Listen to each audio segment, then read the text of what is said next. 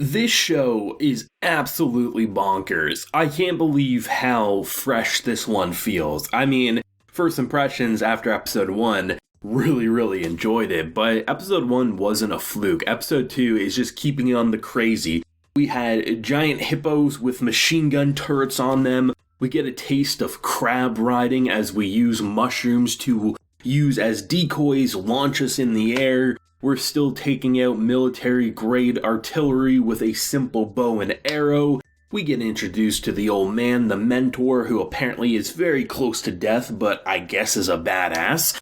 Everything about this show just feels like it's so anime, but it's really anime from the 80s mixed with this kind of modern feel, and I wish more studios would do this. And in episode 1, I compared it in terms of like an aesthetic kind of like retro meets modern to Megalobox, and I wish more studios would do stuff like this, because when you look at general anime, they all kind of look the same and they have a very similar feel. And while certain character designs you can kind of pick and choose, be like, oh, this kind of reminds me of this or that, the overall presentation when you compare the landscapes, the creatures, and just the mixture of almost like jungle meets kind of rusted down buildings is just so damn cool. I actually really like the directing in this episode where we get like the backstory leading up to Bisco reaching, obviously, Milo, the panda doctor here, while also just having their relationship kind of like blossom, because really you go from having a terrorist break into your apartment to then basically giving you pointers on how to use mushrooms,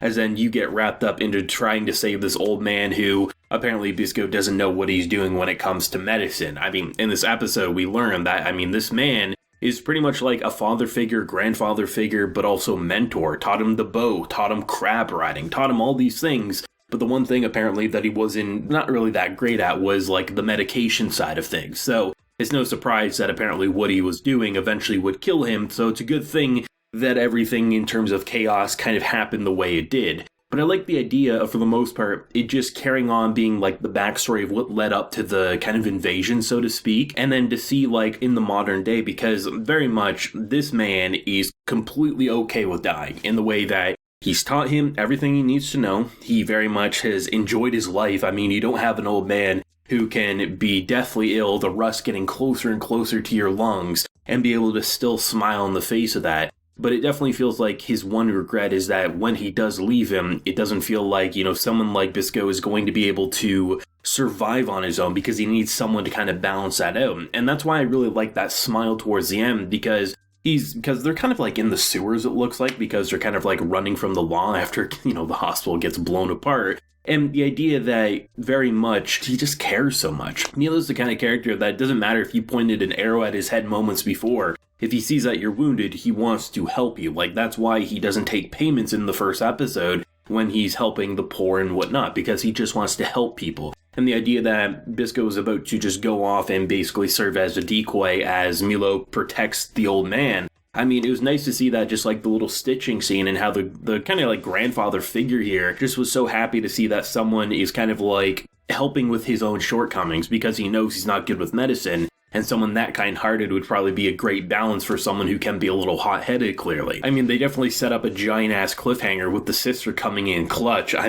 This is one of those fights, like, similar to, like, the latest Attack on Titan episodes. It's hard to figure out who you want to root for, because they're both very badass sides, and just the idea of, one, the sister comes jumping in on a motorcycle, Mushroom comes in, launches her in the air, he's launching arrows through her weaponry, and she's just, that's the face of a woman who thinks that you killed her brother. And while it's a misunderstanding, sort of, I still think it's going to be a crazy-ass fight all the same. Like, this show, it just wears style on its sleeve. It doesn't feel like it's trying to sugarcoat anything. It's saying, we have giant crabs. They're going to ride on giant crabs. They're going to use mushrooms as decoys and weapons. And, the idea of the rustedness and just how everything sort of breaks in this kind of like horrible fashion. It's so cool to see how it just really does feel like this show wants to be fresh.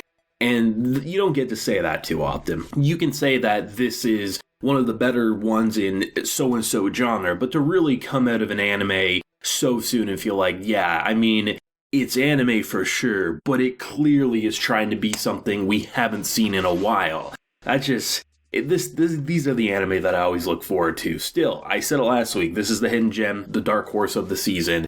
And I feel like it's even stronger after this episode. I think my favorite point in this entire episode was when those hippos did come and just... I mean, you can look at the crab CG, because there is quite a lot of it, but the idea of how it's almost like cel-shaded, more often than not, I actually kind of liked how it blended in with this kind of like desert oasis kind of wasteland. There's a couple of moments where like they just kind of like slide around, but I mean, when the show looks as good as it does, like 99.5% of the time, a little wonky crab CGI I think is tolerable, especially because that's often the thing that kind of distracts me the most when it comes to like 3D objects is like they have like a very certain aesthetic with their backgrounds and the character models, and then you very much have this weird bear just planted there. Where with having like the desert and the rust kind of like color palette, it very much blends with the crab quite well. I think it would have been a lot weirder if it was like a bear or something, because you would very much, it'd probably be like brown, black, or white fur, and it just would have looked weird. But having this almost like red orangish tinge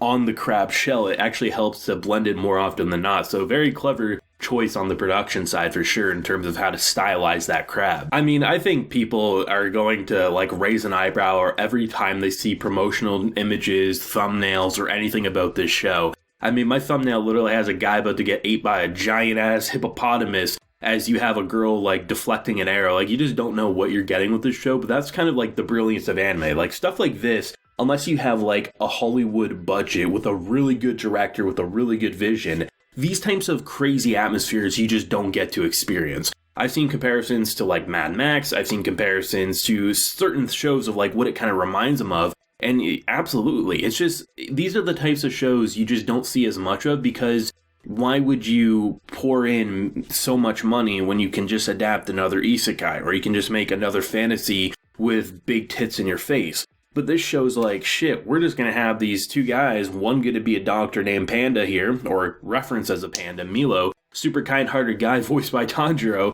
and then we're going to have someone shoot arrows and launch mushrooms at giant creatures as basically they're claimed to be terrorists, as they're trying to cure something that the government probably doesn't want to cure. And just like the fact that the army or the military people are wearing bunny suits, like what in the actual hell are we actually watching? No idea. But it's fun. And this show knows it's fun. It's confident in that fact. The metal rock OSTs when they're kicking in, hard not to get hyped up. Stylistically, one of my favorite openings of the season. Song-wise, nothing to shy away from either. Very, very good song.